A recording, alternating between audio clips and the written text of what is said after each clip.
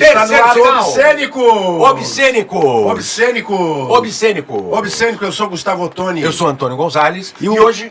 Qual é o tema de hoje? Hoje o tema de hoje é... Primeiro estamos inaugurando o Obscênicos Itinerante.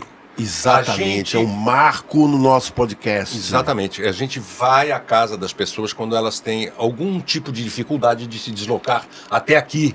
Ou então que não queiram adentrar no nosso salão. Pois é. Entendeu? A pessoa, não, eu não frequento salão. Então exatamente, aí a gente vai na casa da pessoa. Pode ser. E esse programa de hoje nós fomos à casa do excelentíssimo professor Elade Pérez Gonzalez, que é cantor, professor, ator também, músico. E o tema é a importância da preparação vocal no trabalho do ator. Exatamente. Técnica vocal. E o Eládio é um expert nesse assunto. Exatamente. de longa data, trabalhou com várias pessoas, além de ser um cara extremamente divertido, de uma inteligência absurda, um raciocínio rápido, né? Isso. Muito interessante, e foi muito legal fazer esse programa lá na casa dele, Isso. né? E se você ouvir alguns ruidinhos assim, estranhos, é porque a gente gravou na varanda da casa dele. Rapaz, tinha passa uma avião, obra, né, cara? Passa avião, tinha uma obra nos o cara fundos batendo um também. prego. Então, qualquer coisa assim estranha, assim, você não leve em conta, entendeu? E você que está acompanhando a gente pelo nosso canal do YouTube, nosso canal Obscênicos, né? Acompanha a gente lá. Você vai ver também que há uma diferença na iluminação, porque a gente começa a gravar, a luz vai caindo. Tem uma certa diferença, né? Não foi nada artístico nem pensado, não. Foi casual, meramente casual. Meramente casual, né? Lembrando sempre que o nosso podcast é feito para quem gosta de teatro, para quem se interessa de teatro, para as pessoas que se interessam pelos aspectos do teatro, para as pessoas que querem fazer teatro, que se interessam em fazer teatro, estudar artes cênicas, e também para você que não gosta de teatro, que quem sabe ouvindo o Eládio, ouvindo os nossos podcasts, vai se interessar. Isso. Nosso podcast gravado aqui, quando é gravado dentro do salão, né? O nosso salão é o estúdio LRS 2. E esse podcast é produzido não só pelo Antônio Gonzalez, pelo Gustavo Ottoni, como também pelo Sérgio D'Amico e pelo João Pedro D'Amico. E nós somos os Obscênicos. É sempre bom lembrar disso. Isso. Vamos ao papo com o Eládio, então? Vamos embora! Então, olha lá, Eládio, é contigo, fala aí.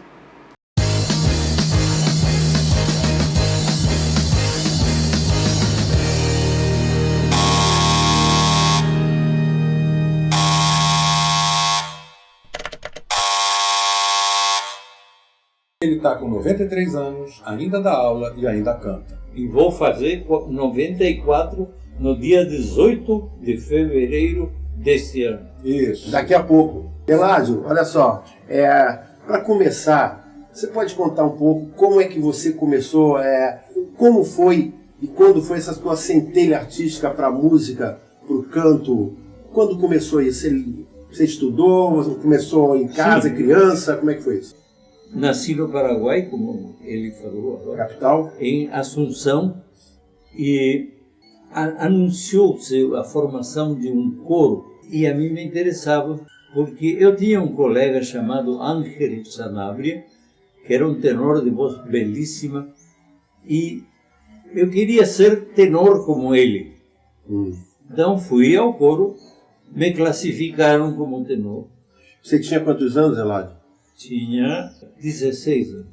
Então você começou como cantor nesse coro com 16 anos. Mas você, evidentemente, você foi se especializando não só na questão do canto, da sua técnica de canto, como também se aprofundar nos aspectos da música. Você estudou música, você é um músico de formação extensa e bastante abrangente. Foi nessa época também que você começou a estudar a música mais profundamente? Não, eu cantava no coro e aprendi um pouco de solfejo, porque no coro havia uma professora que ensinava a gente a ler as notas. Sim. Então, em 1947, o Paraguai estava numa situação, do ponto de vista político, péssima, porque estávamos dominados por fascistas, militares, etc. Teoricamente, meu irmão Nicolás e eu poderíamos ter ido, por causa dessa situação política ruim, para a Argentina, mas o Perón, presidente da Argentina, mandou fechar a fronteira. E um dia, o meu irmão e eu colocamos nossas maletinhas no jardim da Embaixada do Brasil. Que veio um funcionário e nos disse: vocês têm ideia do que vocês acabam de fazer? Falamos, claro que temos, mas é a solução do nosso problema momentaneamente. Então, nos colocaram no avião e viemos, e o avião desceu em Campo Grande, aeroporto militar, naturalmente, e pela primeira vez eu comi arroz e feijão. E achei uma delícia.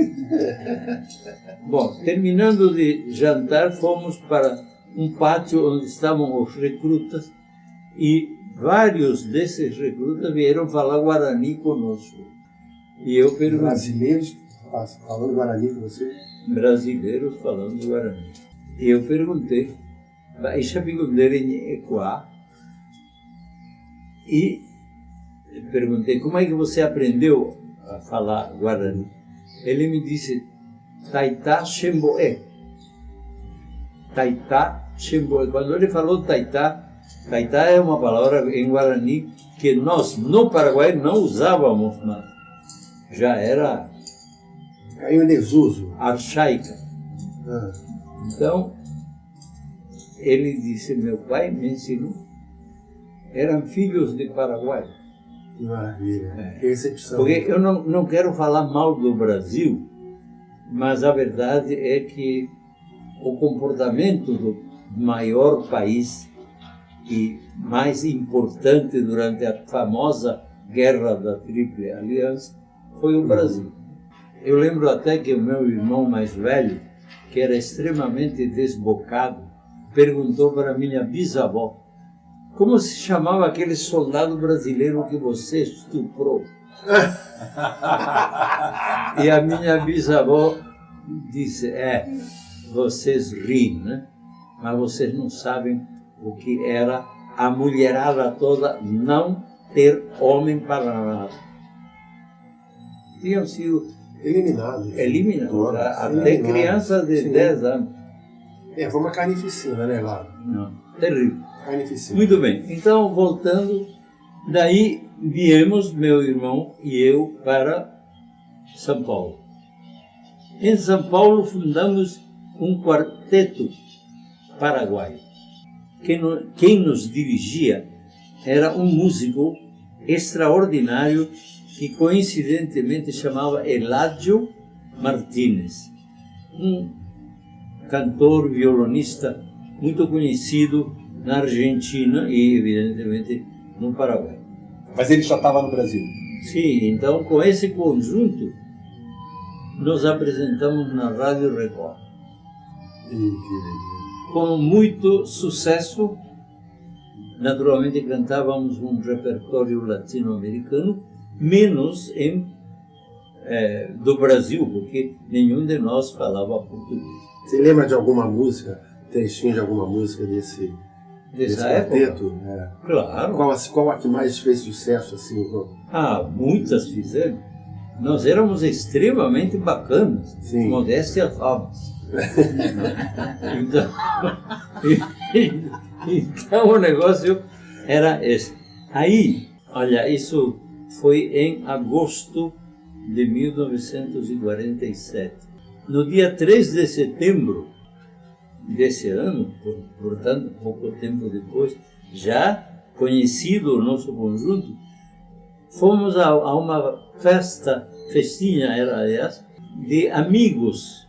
E entre essas pessoas amigas estava uma moça extremamente simpática, com hojuelos em castelhano, Grüppchen em alemão, Covinhas. Covinhas. E essa moça dona das covinhas era Lola, ou Maria Dolores, ela falou. Eu falei, mas você não pode ser Maria Dolores, você é maioral.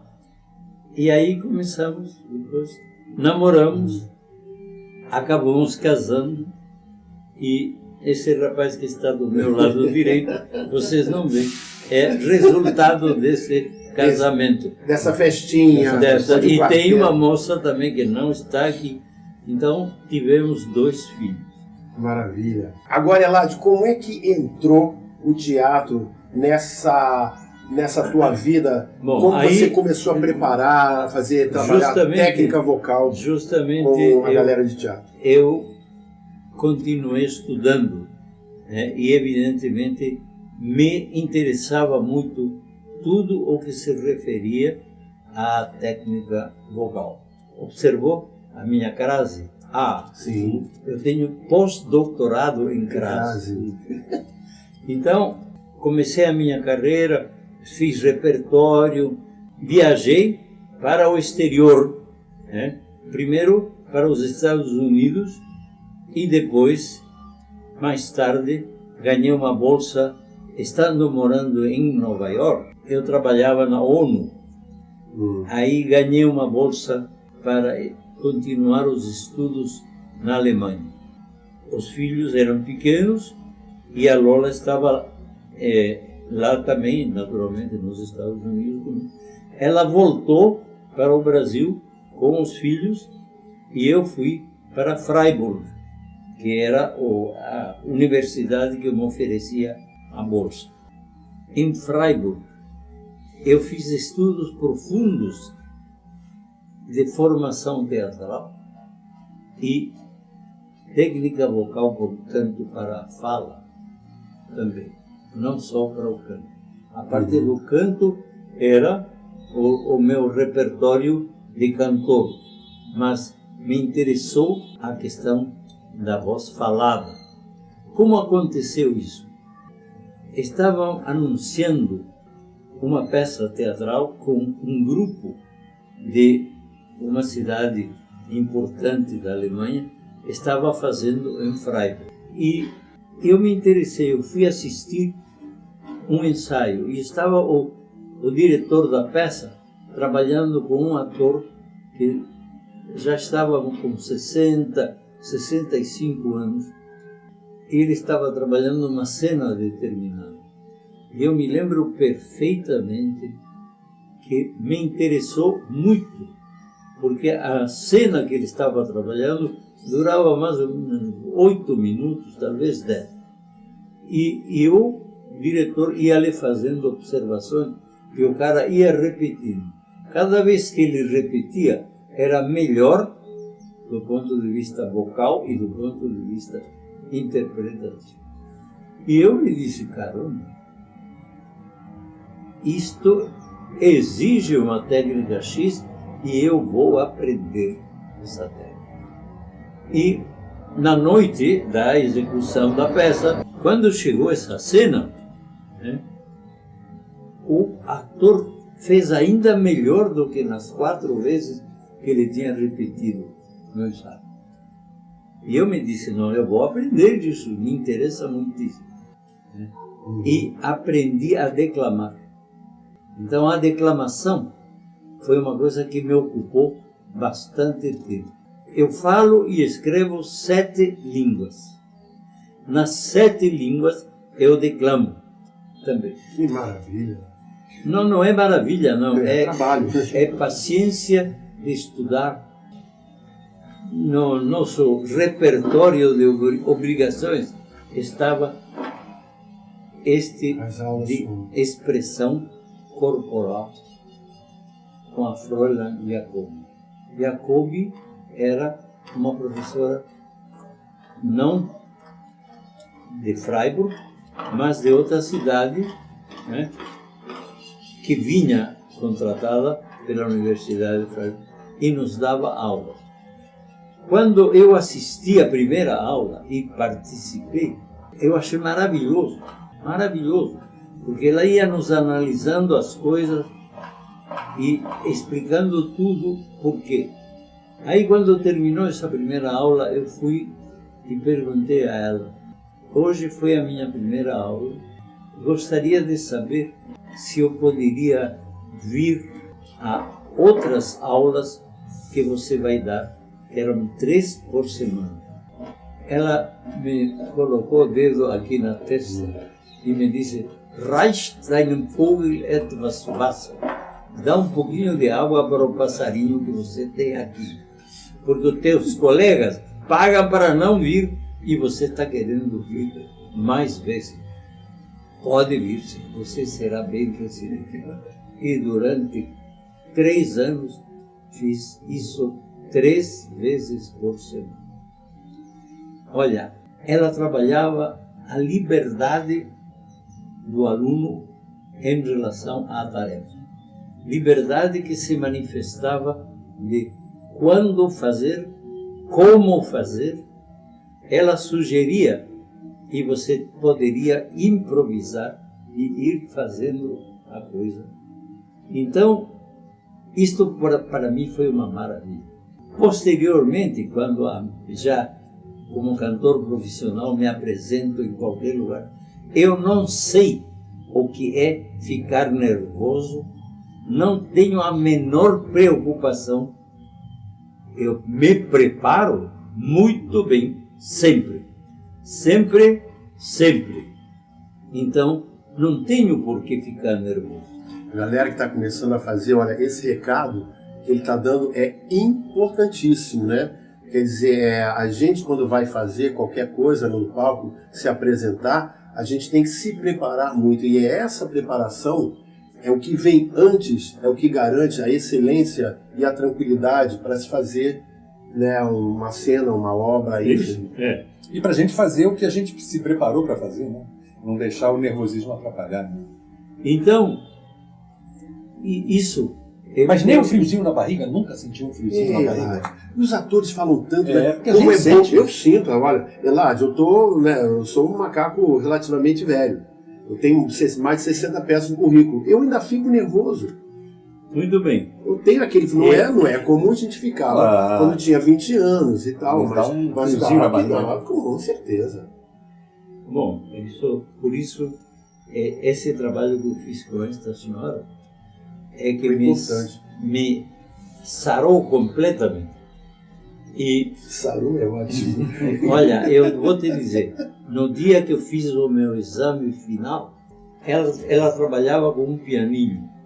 Tocava o piano e o que ela tocava te inspirava, né? Você ia fazendo o que seria importante, mas como concepção tua, não proposta. Né? Sim. Então, no dia em que eu fiz o meu exame final, eu levei exatamente 5 minutos para levantar o meu braço direito. 5 minutos. E ouvi ela dizer, wunderbar. Ela falou, maravilhoso. Ou seja, você está usando a liberdade de fazer o que você quer, quando você quer. No tempo que você quer, se apropriar do tempo. Então, você está dominando a tarefa. Que bacana isso, Eladio, incrível. Que história maravilhosa. Muito bem, aí que está. Eu tenho de declamar. O poeta é um fingidor. Finge tão completamente que chega a fingir que é dor, a dor que deveras sente. Então, se eu vou declamar um poema do Fernando Pessoa e depois um do Carlos Drummond de Andrade. O Tejo é mais belo que o rio que corre pela minha aldeia, mas o Tejo não é mais belo que o rio que corre pela minha aldeia, porque o Tejo não é o rio que corre pela minha aldeia. O Tejo tem grandes navios e navega nele ainda para aqueles que veem em tudo o que lá não está a memória das naus. O Tejo desce de Espanha e o Tejo entra no mar em Portugal. Toda a gente sabe, mas pouco sabe qual é o rio da minha aldeia e para onde ele vai. e de onde ele vem. E por isso, porque pertence a menos gente, é mais livre e maior o rio da minha aldeia. Gente, que lindo. Pelo Tejo, vai-se para o mundo, para além do Tejo, a América e a fortuna daqueles que a encontram. Ninguém nunca pensou no que há para além. O rio da minha aldeia. O rio da minha aldeia não faz pensar em nada. Quem está ao pé dele, está ao pé dele. Eu não vi o mar. Não sei se o mar é bonito. Não sei se ele é bravo. O mar não me importa. Eu vi a lagoa. A lagoa, sim. A lagoa é grande e calma também.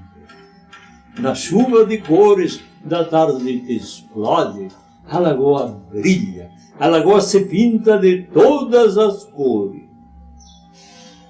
Eu não vi o mar. Eu vi a lagoa. E você vê nesses dois poemas que têm a mesma mensagem. Você tem de gostar daquilo que você vê. Então, se você está em paz com você, você não vai ter nunca esses problemas de autocobrança. Não faz sentido. Agora, deixa eu te perguntar uma coisa. Sim. Você vai fazer, como você disse, 94 anos. Como é que você se trabalhou para os 94 anos você estar com essa voz que você está hoje? Eu trabalho a minha voz todos os dias. Aqueço a minha voz. Me disse o nosso grande amigo João das Neves, ouviu um recital meu e disse: como é que um velho encarquilhado que nem você pode ter uma voz tão moça? Falei: João, você me conhece há mais de 50 anos. Você sabe, eu trabalho minha voz todos os dias. E é o que eu faço. Depois de tomar café, aqueço a minha voz. Se eu tiver de sair e algum tarado me falar: canta, eu estou preparado e canto. Viu? Então Estou imaginando um tarado na rua. Mas aí é que está. Então, voltando para a Alemanha, eu trabalhei e fiz declamação em todas essas línguas. E isso me serviu enormemente. Mas eu sabia que eu tinha de continuar fazendo o trabalho. Não tem me dói aqui, hoje não vou fazer, não, faço. A repetição é o segredo da história. E eu percebi que o raciocínio odeia a repetição. Já sei, uma coisa é saber e outra muito diferente, conhecer. Você só conhece através da prática.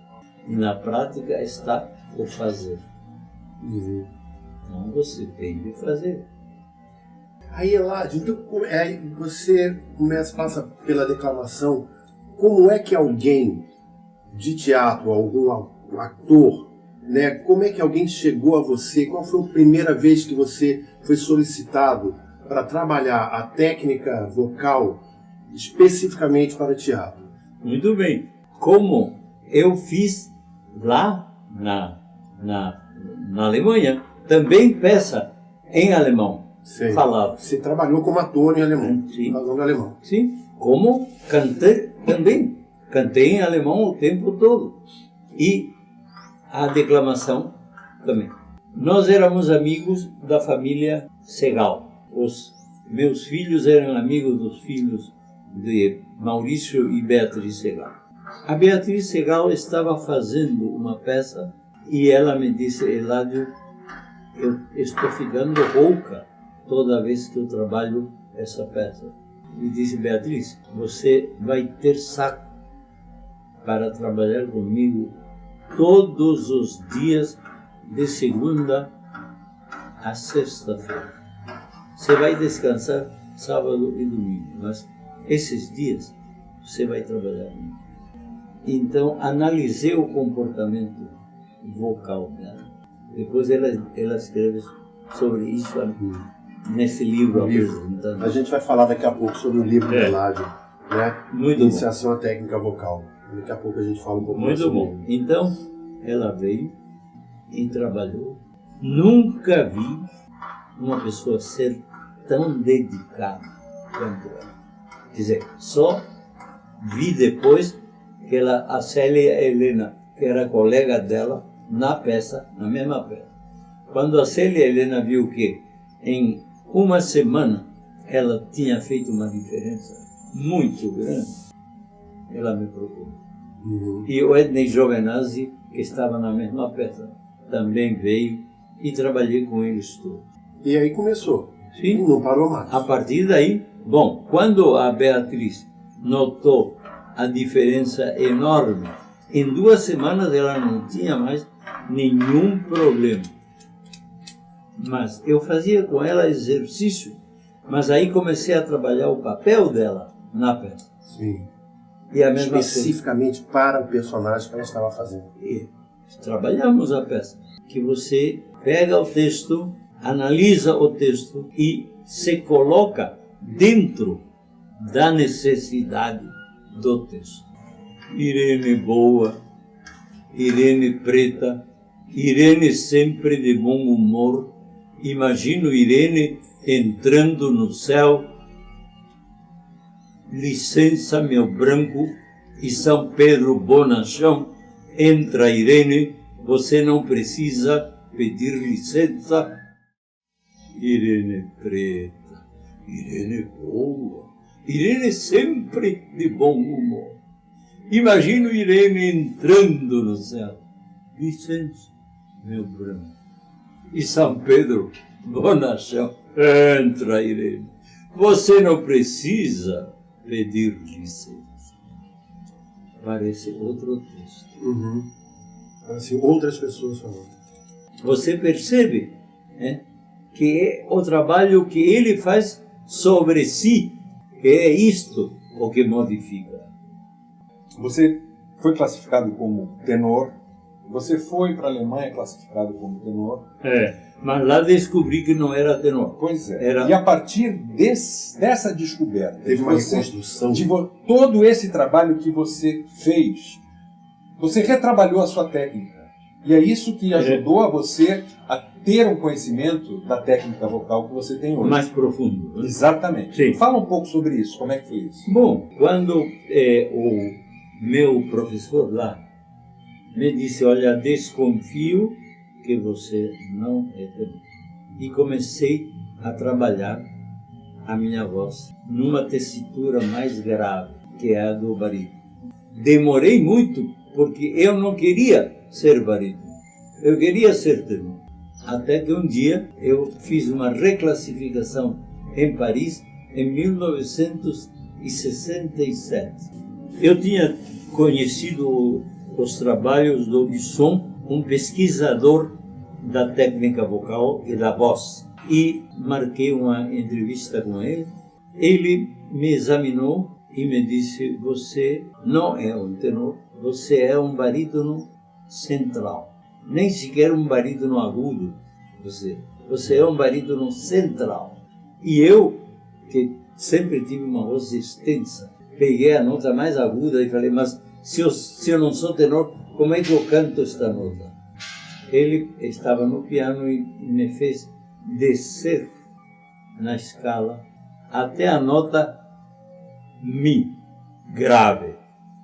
Aí ele me disse, e aí, você é um baixo? Não. O meu irmão me disse depois, na medida em que você ia descendo, a tua voz ia ficando tão parecida com você. Nunca vou esquecer isso. Mas ele não tinha uma aparelhagem para medir a vibração das cordas, não era? Tinha, claro. Quer dizer, não foi só uma coisa de ouvido, Não, né? não foi de ouvido. Isso. Diretamente ele fez a reclassificação com um aparelho que mede a cronaxia do nervo recorrente. E esse nervo recorrente meu reagia exatamente na região onde o barítono reage como eu reagi. Então, Eládio, então você começa, na verdade, quem é o seu portal de entrada para trabalhar técnica vocal com a galera de teatro foi a Beatriz Segal, nossa grande atriz, né, para a galera que conhece uma maior vilã de novela da história da teledramaturgia brasileira, e uma atriz de teatro assim, de mão cheia. Tive a oportunidade de ver algumas peças que ela representou. Isso que ele falou, que ela era muito disciplinada, eu sou testemunha, porque, como ele falou, eu adorava ir para a casa deles, eles moravam numa casa muito bacana lá na Vila Mariana, em São Paulo, então eu ia muito brincar com o Mário, principalmente, Você que tinha via a minha idade, e eu via ela no piano fazendo os exercícios, entendeu? Eu ficava impressionado com essa disciplina, ela muito elegante, com um vestido longo lá no piano, uma casa enorme, com uma sala só para o piano, e ela fazendo os exercícios, né? Eu ficava assim, caramba. Então ela foi esse portal de entrada. Com quem mais assim você destacaria? Bom, eu vou te dizer, Né? Que a lista é extensa. esses três. Célia Helena, Beatriz Segal e eu. Ednei Giovenazzi. Ednei Giovenazzi, que a gente trabalhou com ele. Trabalhamos com ele. Bom, ele fez uma propaganda enorme, mas ele não tinha, na realidade, defeitos. Ele não sabia exatamente como lidar com certas coisas, sempre já ligado com o texto do papel dele. Então eu disse para ele: Ednei, você tem de cantar, mas cantar como? Você canta o teu texto. Não vou voltar, estou cansado. Então, mas eu não tenho esse texto. Não importa, invente. O que importa é que você sinta a tua voz dentro da tua boca. Não é no ouvido, é na boca. A sensação que vai te orientar no comportamento vocal está na boca. E ele foi fazendo. Também outro cara disciplinadíssimo. A partir daí, quando seguramente, como a Beatriz estava na Globo, aí começou a divulgar. Perguntaram para ela e ela disse: olha, procura Eládio. E aí então uma coleção enorme de atrizes e atores, homens, por exemplo, Raul Cortez, Paulo Autran. Aquela experiência que você contou do Paulo Autran, que ele tinha que cantar. Assim, ele no The Man of La Mancha, ele fez. Sim. E ele não conseguia cantar. O ouvido dele não dava. Então eu cantava para ele a frase e ele dizia: porra, se eu pudesse. E disse: bom, tenta declamar. E dei, por exemplo, um exemplo.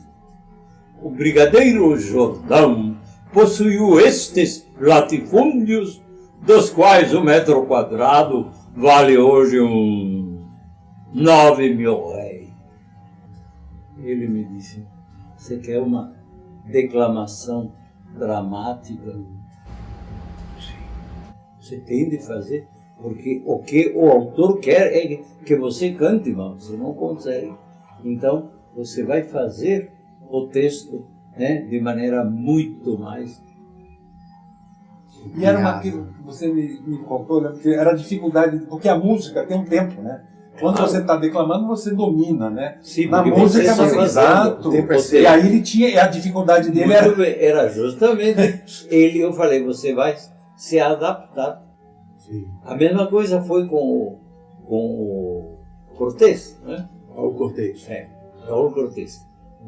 Quando ele teve de fazer o Edwin Luiz? Isso, com o Edwin Luiz. Era o Salieri? Como é? Salieri e Mozart. Isso. Salieri e Mozart. Um negócio maravilhoso. É, uma peça incrível. Porque também o Edwin é um ator maravilhoso. Estupendo. Então, por sinal que ele me ameaçava sempre. Vou ter umas aulas com você. Nunca veio. Então, eu acho realmente um ator estupendo. Entretanto, como ele fazia o Mozart, e alguém tinha de tocar o piano, quem preparou o Edwin Luiz foi o Ailton Escobar. Tocava as coisas que ele devia cantar. Ele dublava, né? Devia cantar. Sim. Muito bem. Então, o Raul Cortez não era fácil de lidar.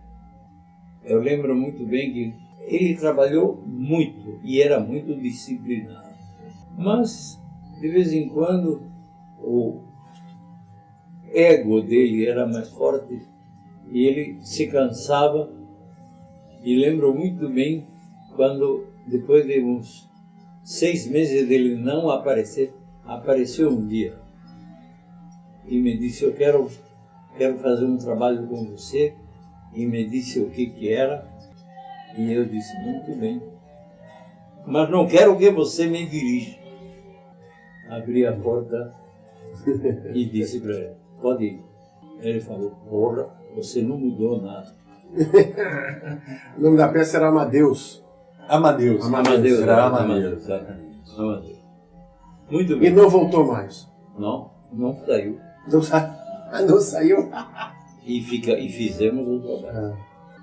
Mas eu me lembro, você lembra do conto Chiripiti Flautico?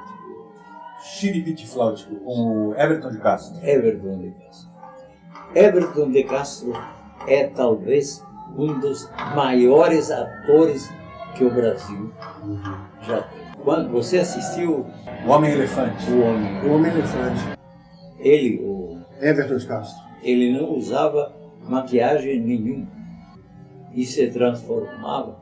Coisa fantástica. Tem vários atores que também trabalham com teatro e tudo, mas são basicamente reconhecidos pelo trabalho que fazem na televisão, como a Malu Mader, a Cláudia Abreu, a Viviane Pasmanter. Fala um pouquinho como é que foi o seu trabalho com esses atores. Bom, em alguns casos, sobretudo quando estavam fazendo novelas, me traziam o que deviam decorar, preparar para fazer depois a gravação. Era interessante porque elas traziam, evidentemente, quando me davam as cópias das coisas, o texto, eles já tinham lido ela. Então, nós fazíamos análise do que estava acontecendo. E isso era muito útil para elas. E você falou da Viviane Pasmanter, você fez um trabalho com ela? Especificamente, como com a Cláudia, né? Com a Cacau. A Cacau, por exemplo, teve casos muito ricos, muito interessantes. Ela era Cacau, uma pessoa maravilhosa para começar como ser humano, né? Então, ela me trazia, esperava que eu comentasse. Eu tinha o primeiro contato com o papel no momento em que ela me entregava. Eu não conhecia a peça. E assim era a mesma coisa com a Viviane Pasmanter, né? Que aconteceu de ela realmente mostrar o talento enorme que tinha a partir desses trabalhos.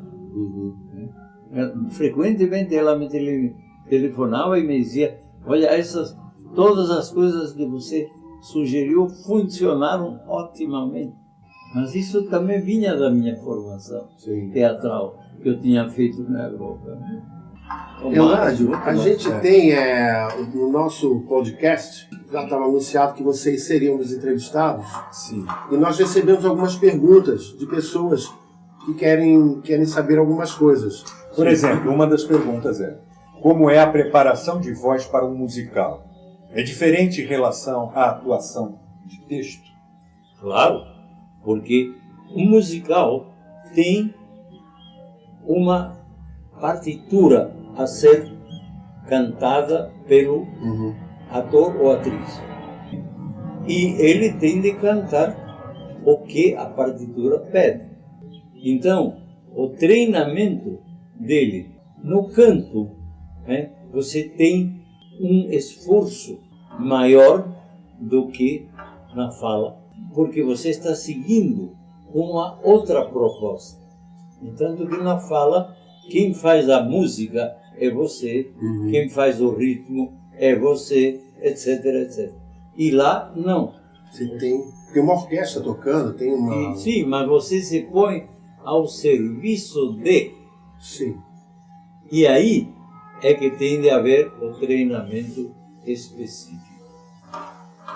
Então, você, por exemplo, isso que você me ouviu declamar do Tejo, eu consegui, não sei se você sabe que eu tenho uma porção de prêmios. A Academia Brasileira de Música, por exemplo, me deu o prêmio como intérprete e perguntei por que me deram e o cara me disse: estatisticamente você é o cantor que mais primeiras audições de autores brasileiros fez durante sua carreira. Então, essa coisa do Tejo, eu declamei para o Calimério Soares e ele fez a música. E a música é: o Tejo é mais belo que o rio que corre pela minha aldeia. E assim a coisa vai, evidentemente, tem outra... assume quase outros significados, né? Vai levando a gente para outros caminhos. Perfeitamente. E você não pode improvisar, você tem que cantar aquelas notas. Você né? tem a partitura. Exatamente. Está escrito assim. E assim está gravado por mim, por sinal. E a mesma coisa fiz com o Kamenetsky, né? Eu peguei uns textos do Milor Fernandes e cantei para ele. Ele disse: já entendi a indireta.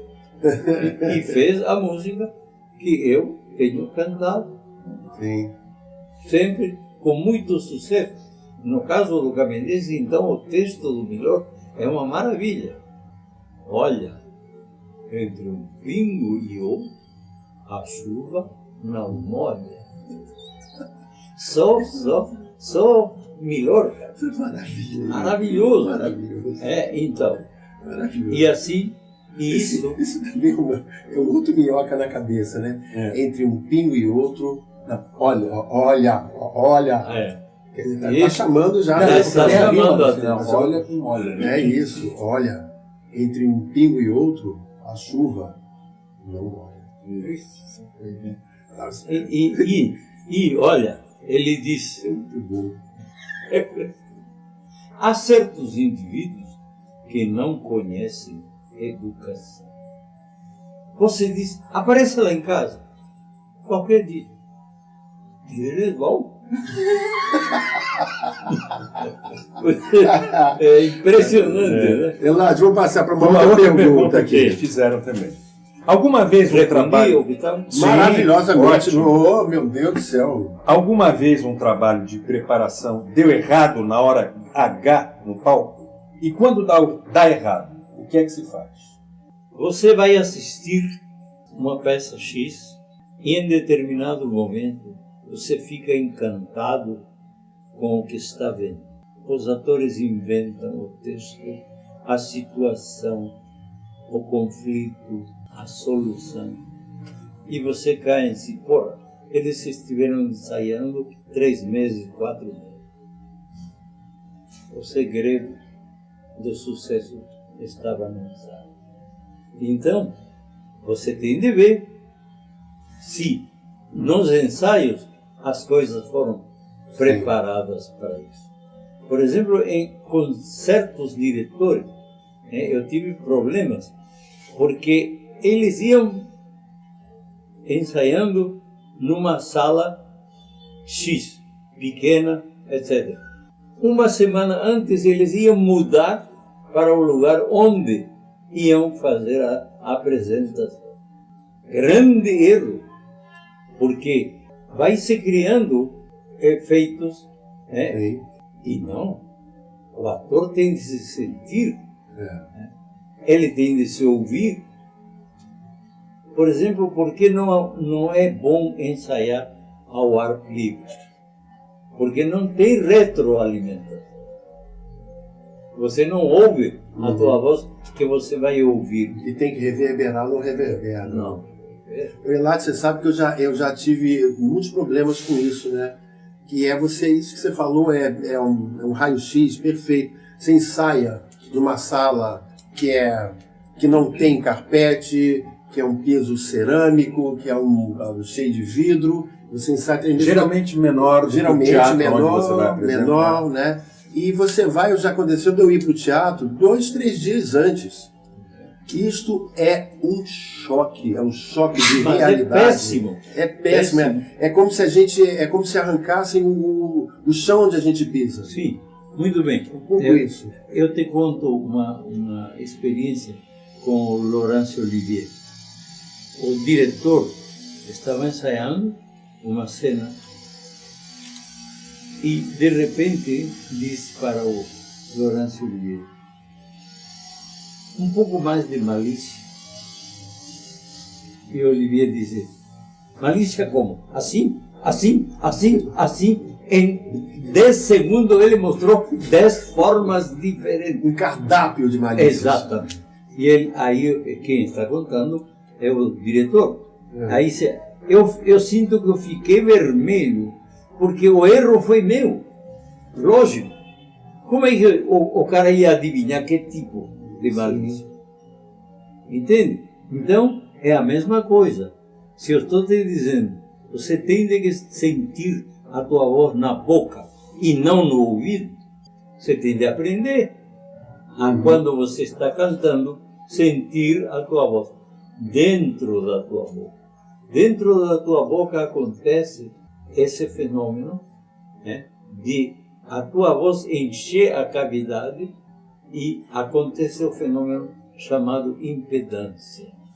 E a impedância é a resistência à propagação. Viu a cara de novo?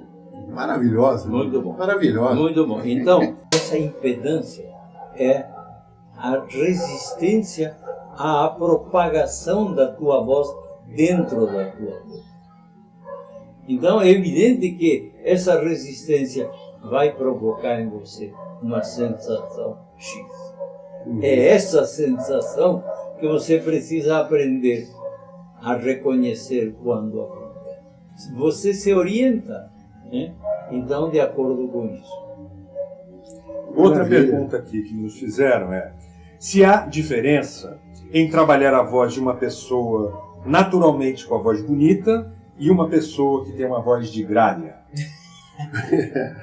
Vamos lá, o que é uma voz bonita e o que é uma voz de gralha, né? Em primeiro lugar, é uma coisa bastante pessoal, né? Porque a voz é um traço físico que você herda dos teus antepassados. Então, assim como o tipo de nariz, a complexão, né? O tamanho do pau, não.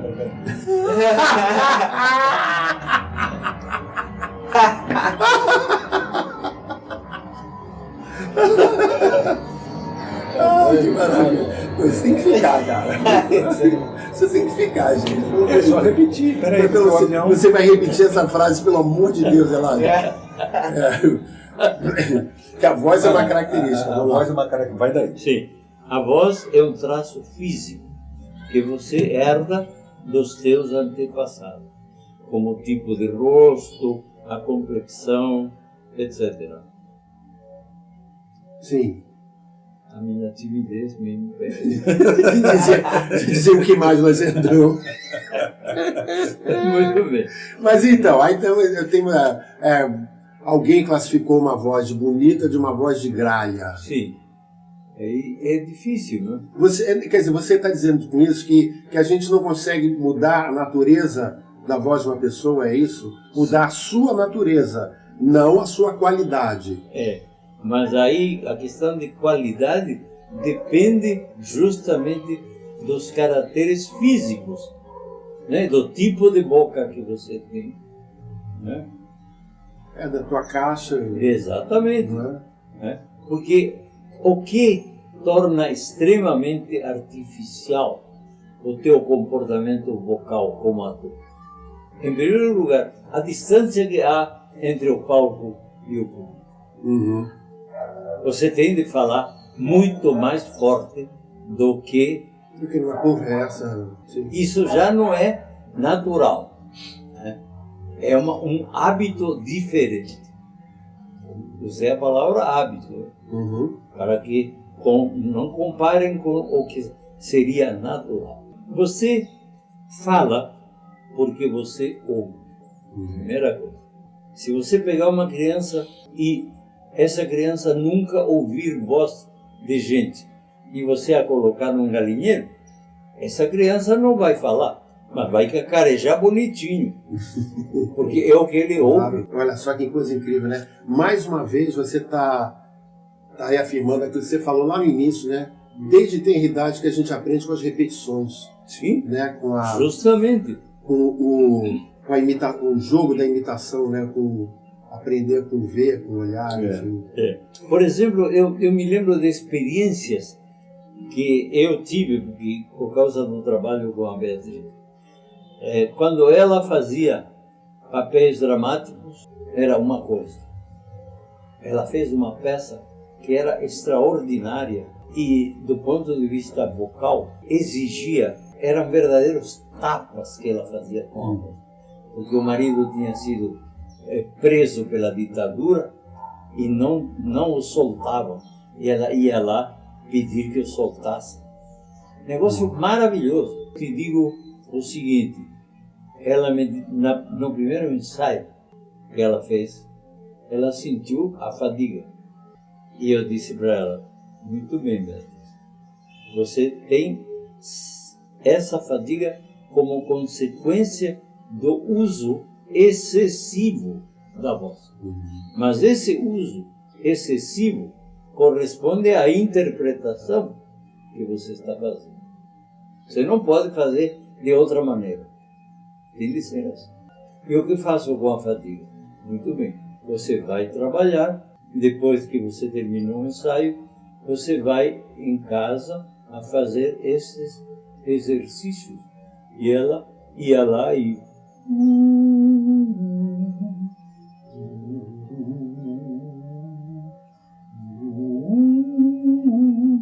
Você vai fazendo isso uns 15, 20 minutos. E me conta o que você sente depois que fez os 15 minutos. Ela me telefona. É uma maravilha a sensação que eu sinto. Pois é. Tem de fazer isso e poupar a tua voz. Você fez esses exercícios agora. Eu acho que é legal você dizer por que vocalizar com o U e suavemente é muito importante. Bem, muito bem. Bom, o U tem maior, eu falei em impedância, que era a resistência dentro da boca. E o U tem maior impedância do que as outras vogais.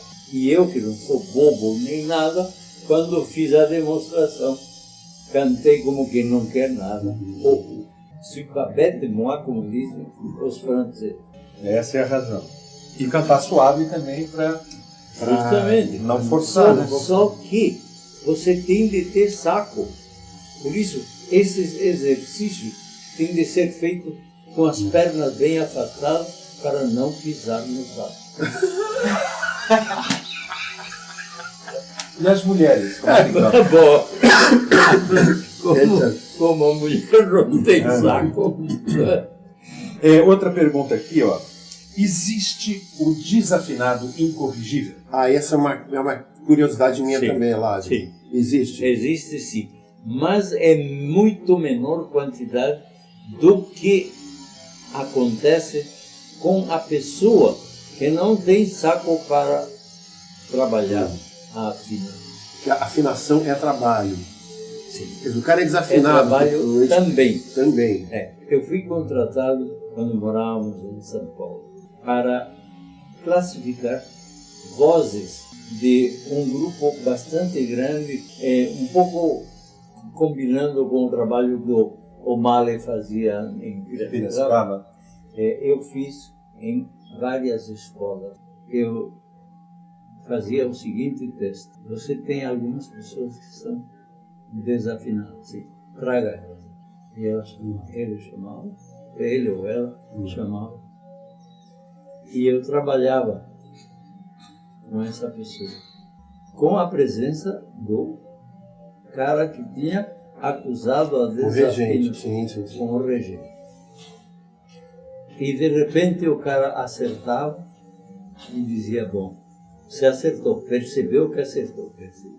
Repita muitas vezes.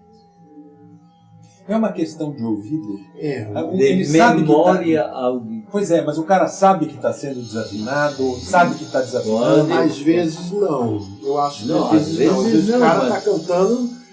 Pois é, ele não está ouvindo o que ele está cantando. Não está ouvindo o que ele está cantando, não está ouvindo a orquestra, não está ouvindo quem está acompanhando. Ele, é uma falta de sensibilidade, uma falta de educação, acho que é uma falta de educação auditiva. Para e ouve, até para e ouve antes de cantar, ouve, antes de emitir, ouve. Não é isso, eu não sei, eu tenho essa impressão que é um pouco de falta de educação auditiva. Sim, mas aí que está. E como é que a gente corrige isso? Se você canta parabéns pra você nesta data querida, muitas felicidades. Eu estou cantando outra coisa, não a melodia. Sim. Mas você notou que eu estou afinado. Só que estou cantando outra coisa. Entende? Então, o sujeito, se você diz para ele, canta o início. Parabéns para você. Agora repete muitas vezes, com a atenção no que acontece na tua boca, no teu ouvido, porque a informação auditiva é posterior à informação vocal. Quando você está cantando, você está sentindo na boca o que está acontecendo. E quando você ouve, já aconteceu e é posterior. Como você quando está cantando. Parabéns, parabéns, parabéns pra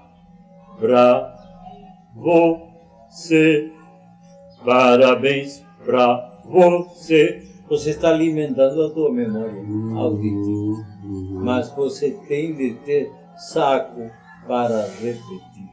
E o raciocínio já sei. Esse é o que é. Temos mais uma pergunta aí. Tem mais uma pergunta aqui que cai como uma luva para você. Não, é. Até que idade é possível manter a saúde das cordas vocais? Há algum exercício que você possa demonstrar como ilustração? Sim, eu mesmo posso cantar para vocês e lembrar a vocês que em fevereiro vou fazer 94 anos. Eládio, queria falar um pouco também, para a gente está encerrando aqui. Infelizmente, que a gente já tinha uns 5 podcasts, 5 programas só com você, né? Falar um pouco assim do teu livro, não é? Para que tipo de profissional você recomenda? Para todos. Todos, que usem a voz. Que usam a voz. Ou seja, todos. Um orador, um professor, cantor, ator. Né? Pois é, me lembro que os personagens do livro, porque eles têm personagens, né? O livro tem personagens. Sim. Que é você como professor, exatamente. E tem ator, tem professor, tem locutor, né? São vários personagens onde apresentam vários tipos de digamos assim, problemas que eles encontram, né? No dia a dia, né? No uso da voz, né? Aí que está. É você pensar que ele tem de ter uma utilidade X. O Julio Cortázar diz o seguinte: uma ponte não é uma ponte. Uma ponte é um homem atravessando uma ponte. Putz, é genial, não? O que justifica a existência é atravessá-la. Agora, o ser humano, o homem atravessando uma ponte.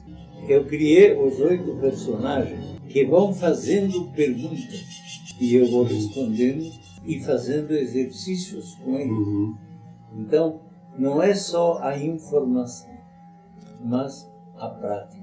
Isso é que é necessário entender, né?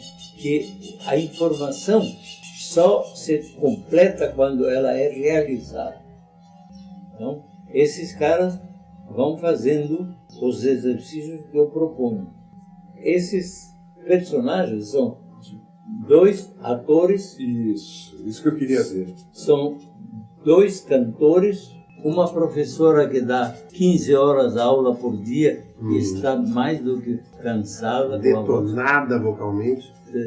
O último personagem, que é uma fonoaudióloga. Isso que eu queria me lembrar. Por que eu criei uma fonoaudióloga? Porque eu dei aula para mais de 100 fonoaudiólogos e eles não tinham a menor noção do que era a técnica vocal. O negócio é, mas eu quero cantar bem, só que não consigo. Você está fazendo o que deve para conseguir? Não, eu quero. Se mas querer não é poder. Eu tenho uma história sua, Eládio. Em primeiro lugar, eu queria terminar com essa historinha de você. Mas onde as pessoas podem encontrar o seu livro? Iniciação à Técnica Vocal, Eládio Pérez Gonzalez. O nome da fundação qual é mesmo, Antônio? Fala aí. Fundação e Educação Artística. Eu tenho uma história do Eládio, uma grande amiga nossa, uma querida amiga nossa, atriz. Eu vou contar o milagre, mas não vou contar o santo, né? Sim. Então, essa nossa amiga, né, excelente atriz, grande atriz, mas amiga da família, uma pessoa queridíssima, né? Numa festa, numa reunião, estamos todos lá, Eládio estava lá, né, não sei o quê, e essa amiga chega pro Eládio e fala assim, Eládio, eu tô com um problema na minha voz, eu tô ficando rouca. Aí o Eládio vira-se para ela e fala assim, tem feito meus exercícios? Ela fala assim, não. Eládio responda, então foda-se. Eládio, olha, um barato ter você com a gente aqui, muito bom. Essa nossa tarde aqui, essa nossa tarde com você foi maravilhosa. Muito instrutiva. Instrutiva, não, assim, e enchendo o nosso programa, nosso podcast de informação, de afetividade, de experiência. É muito legal pra gente, a gente está muito feliz, olha, cara. O que eu padeci para chegar ao domínio vocal que eu tenho, não está no gibi. Eu padeci enormemente. Não está no gibi, mas está aqui. Está no livro. Está no livro dele. Mas aí, é isso. Eládio, muito obrigado. Muito obrigado. From nothing. Muito obrigado mesmo. From nothing. Prazer enorme ter você aqui. Olha, eu tenho muito prazer em fazer com vocês esse trabalho. Valeu, gente. Valeu. Bom, tá aí a nossa conversa com o Eládio. Espero que vocês tenham gostado. Olha, eu gostei muito, vou te falar o seguinte, cara, conversar com o Eládio é sempre uma experiência fantástica, porque o que a gente aprende, eu conheço o Eládio há muitos anos, cada vez que a gente conversa com ele, a gente parece que descobre uma coisa nova, um aspecto novo. Muita história para contar. Além né? de ser um grande contador de história, né, cara? Muita história para contar. Olha só, o nosso Obscênicos hoje está realmente espetacular.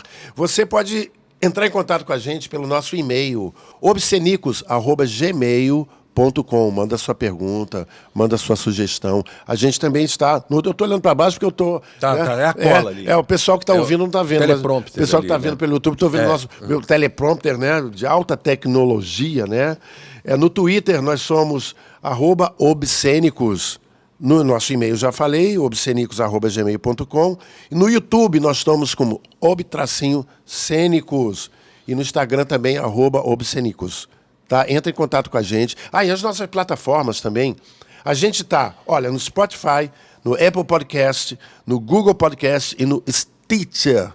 Procura a gente lá para ouvir a gente, para dar sugestão, para curtir a gente. Pega aquele sininho, clica naquele sininho, né? Que não é um dedinho assim? Tem o dedinho também. Tem o dedinho e tem o sininho.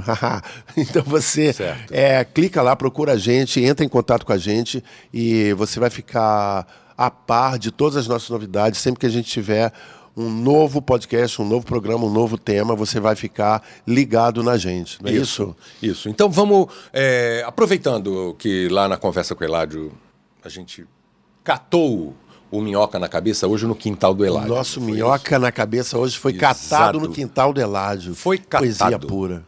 E então vamos lá, a Minhoca na cabeça hoje é uma frase do Milor Fernandes que diz o seguinte: olha, entre um pingo e outro, a chuva não molha. Fica com essa minhoca na cabeça. Eu sou o Gustavo Ottoni. Eu sou Antônio Gonzalez. E esse foi o nosso Obscênicos de hoje. Até o próximo. Valeu.